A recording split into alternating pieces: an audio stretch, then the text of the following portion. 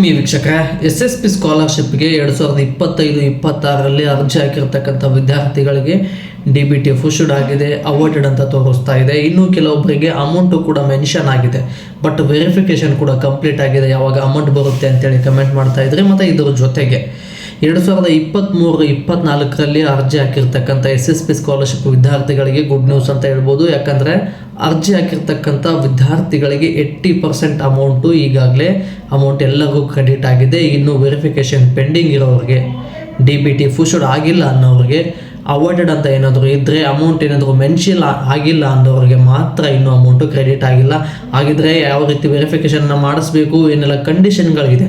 2023-24ರಲ್ಲಿ ಅರ್ಜಿ ಹಾಕಿರೋದವರಿಗೆ February first ವೀಕಲ್ಲಿ ಎಲ್ಲ ಅಮೌಂಟು ಕ್ರೆಡಿಟ್ ಆಗುತ್ತೆ ಅಂತೇಳಿ ಅಪ್ಡೇಟ್ ಬಂದಿದೆ ಸ್ನೇಹಿತರೆ. ಮತ್ತು ಇನ್ನೊಂದು ವಿಚಾರ ಅಂದರೆ, ಕೆಲವೊಬ್ಬರಿಗೆ ಸ್ಟೇಟಸನ್ನು ಚೆಕ್ ಮಾಡೋಕ್ಕೆ ಬರ್ತಾ ಇಲ್ಲ, ಸರ್ವರ್ ಎರರ್ ಬರ್ತಾ ಇದೆ. 2 ದಿನ ಆಯಿತು, 3 ದಿನ ಆಯಿತು, 1 ವೀಕ್ ಆಯಿತು, SSP ಪೋರ್ಟಲ್ಲೇ ಓಪನ್ ಆಗ್ತಾ ಇಲ್ಲ.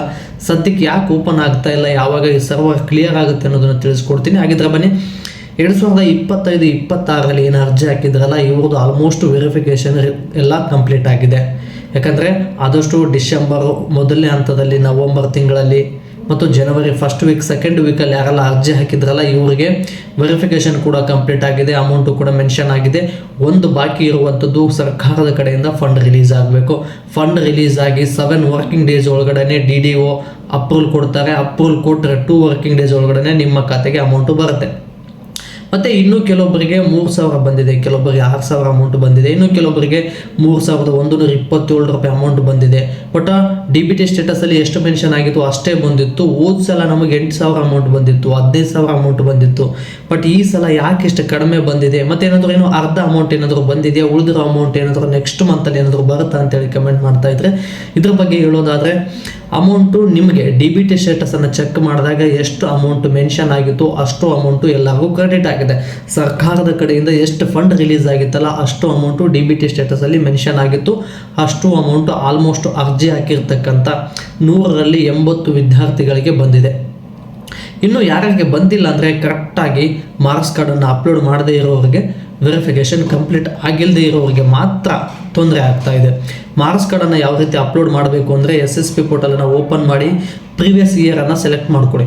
ನೀವು ಯಾವ ವರ್ಷದಲ್ಲಿ ಮಾರ್ಕ್ಸ್ ಕಾರ್ಡನ್ನು ಅಪ್ಲೋಡ್ ಮಾಡಿಲ್ವೋ ಆ ವರ್ಷವನ್ನು ಸೆಲೆಕ್ಟ್ ಮಾಡಿಕೊಂಡ್ರೆ ಅಲ್ಲಿ ಮಾರ್ಕ್ಸ್ ಕಾರ್ಡ್ ಅಪ್ಲೋಡ್ ಅಂತ ತೋರಿಸುತ್ತೆ. ಅಲ್ಲಿ ಹೋಗಿ ನಿಮ್ಮ ಮಾರ್ಕ್ಸ್ ಕಾರ್ಡನ್ನು 2 MB ಕಡಿಮೆ PDF ಮಾಡಿಟ್ಕೊಳ್ಳಿ, ಅದನ್ನು ಅಪ್ಲೋಡ್ ಮಾಡಿ. ಬಟ್ ನೀವು ಮಾಡ್ತಕ್ಕಂಥ PDF ಒರಿಜಿನಲ್ ಕಾಪಿ ಇದೆ, ಜೆರಾಕ್ಸ್ ಆಗಿರಬಾರ್ದು. ಒರಿಜಿನಲ್ ಕಾಪಿನೇ ಫೋಟೋ ತೆಗೆದು PDF ಮಾಡಿ ಇಟ್ಕೊಳ್ಳಿ.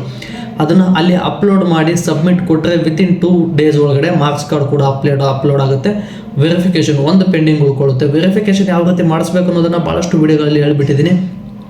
ಆದರೂ ಇದೊಂದು ಸಲ ತಿಳಿಸ್ಕೊಡ್ತೀನಿ. ಏನು ಅಂತಂದರೆ, 1902ಗೆ ಕಾಲ್ ಮಾಡೋದ್ರ ಮೂಲಕ, ಇಲ್ಲ ನೀವು SSP ಪೋರ್ಟಲನ್ನು ಓಪನ್ ಮಾಡಿ 3 ಡಾಟ್ ಲೈನ್ ಮೇಲೆ ಕ್ಲಿಕ್ ಮಾಡಿ ಹೆಲ್ಪ್ ಡೆಸ್ಕ್ ಮೇಲೆ ಕ್ಲಿಕ್ ಮಾಡಿದ್ರೆ ಅಲ್ಲಿ ನಿಮ್ಮ SSP ಸ್ಕಾಲರ್ಶಿಪ್ಗೆ ಸಂಬಂಧಪಟ್ಟಿರ್ತಕ್ಕಂಥ ಮೇಲ್ ID ಬರುತ್ತೆ. ಮೇಲ್ IDಗೆ ನಿಮ್ಮ ಜೆರಾಕ್ಸ್ ಕಾಪಿ ಮತ್ತು DBT ಸ್ಟೇಟಸ್ ಇವೆರಡು PDF ಮಾಡಿ ಮೇಲ್ ಮಾಡಿದ್ರೆ ವಿತಿನ್ 2 ವರ್ಕಿಂಗ್ ಡೇಸ್ ಒಳಗಡೆ ರಿಪೋರ್ಟ್ ಬರುತ್ತೆ.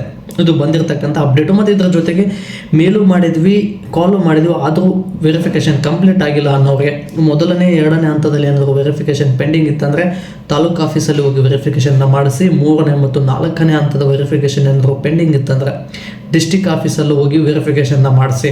ಮತ್ತು ಜನವರಿ 31ನೇ ತಾರೀಕು ಒಳಗಡೆ ವೆರಿಫಿಕೇಷನ್ ಕಂಪ್ಲೀಟ್ ಆದರೆ ಫಂಡ್ ರಿಲೀಸ್ ಆಗಿರ್ತಕ್ಕಂಥ ಅಮೌಂಟ್ ಏನಾದರೂ ಇತ್ತು ಅಂದರೆ ವಿತಿನ್ 7 ವರ್ಕಿಂಗ್ ಡೇಸ್ ಒಳಗಡೆ ಅಮೌಂಟು ಕ್ರೆಡಿಟ್ ಆಗಿರುತ್ತೆ. ಇದು ಬಂದಿರತಕ್ಕಂಥ ಅಪ್ಡೇಟ್ ಸ್ನೇಹಿತರೆ. ಮತ್ತು ಇದರ ಜೊತೆಗೆ ನಾನು ಹೆಚ್ಚಿನ ವಿಡಿಯೋ ಮಾಡಲು ನಿಮ್ಮ ಪ್ರೋತ್ಸಾಹದ ಅವಶ್ಯಕತೆ ಇದೆ. ಈ ಪ್ರೋತ್ಸಾಹನ ವಿಡಿಯೋಗೆ ಲೈಕ್, ಶೇರ್, ಕಮೆಂಟ್, ಸಬ್ಸ್ಕ್ರೈಬ್ ಮಾಡೋದ್ರ ಮೂಲಕ ಸಪೋರ್ಟ್ ಮಾಡಿ ಅಂತ ಹೇಳ್ತಾ ಮತ್ತೆ ಮುಂದಿನ ವಿಡಿಯೋದಲ್ಲಿ ಸಿಗೋಣ.